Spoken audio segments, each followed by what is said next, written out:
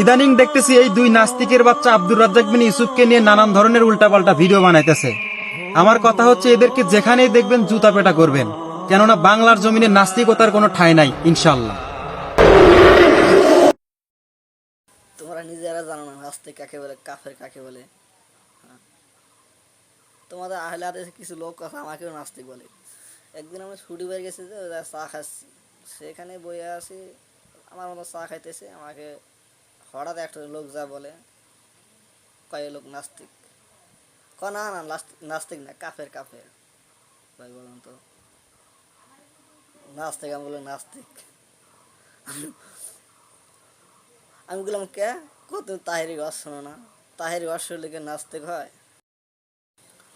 কাউকে নিয়ে উল্টা উল্টা ভিডিও করে সে নাস্তিক হয় না। তো নাস্তিক তখন হবে যে কোনো ধর্মকে বিশ্বাস করবে না, তখন সে নাস্তিক। আব্দুর রাজ্জাক বিন ভুল তিনি পাইছে দেখে তাকে নিয়ে উল্টা উল্টা ভিডিও করছে। জুতা কেন মারবো ভাগত? হোক একটা আলেম কিনে সব ভিডিও করা তো ঠিক হয় নাই।